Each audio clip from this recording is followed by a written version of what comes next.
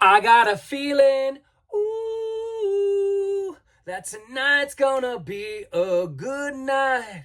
Okay, so let's explore feelings. And I know I have another video on this, but this one's a little bit deeper, and we're going to talk about the culture of why we really have learned a bad behavior when it comes to manifesting. And I'm talking about everything from Abraham Hicks to even subgroups within Reddit, people misinterpreting Neville Goddard's work, Joseph Murphy's work, Emmett Fox's. Anybody in the New Thought world seems to have been really, really misrepresented when it comes to emotions and feelings. Okay, and so I want to actually turn to a much more ancient book, and that is the book of the Bible. But remember, the Bible is not written to a book of stories that actually happened. It's written about the mind. It's written about the journey of the mind. Okay, it's a psychological document, as Neville says. And so for us to understand that is to also understand that when we read verses like the following, in your anger, do not sin, it's speaking to something much deeper, okay? And so that word in the Hebrew means within, inside, in the imagination. Your anger, right? Do not sin.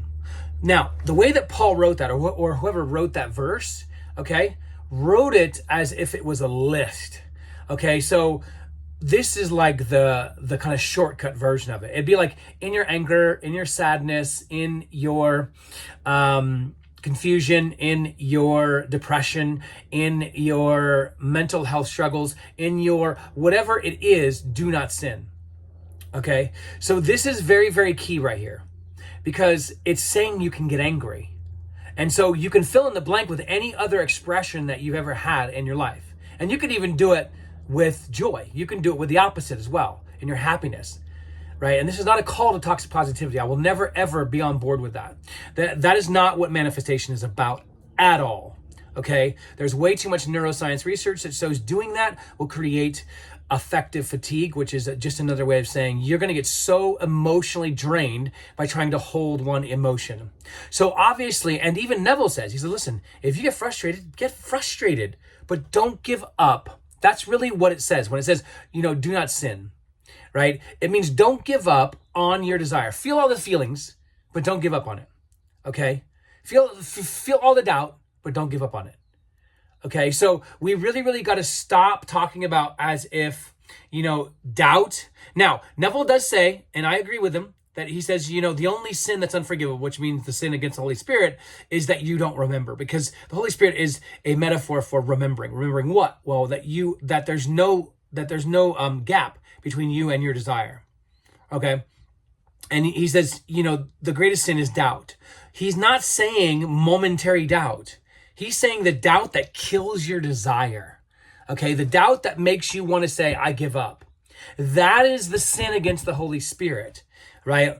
And so again, because another component of the Holy Spirit is your feeling.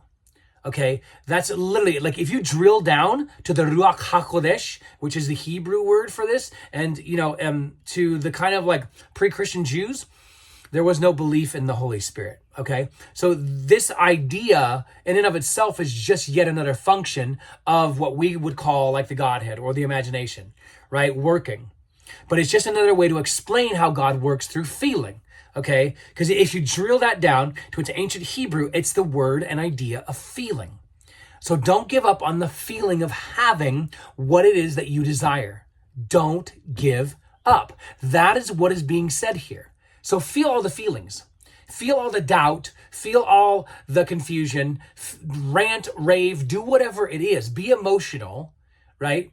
But don't give up on your desire. That's it. Don't give up.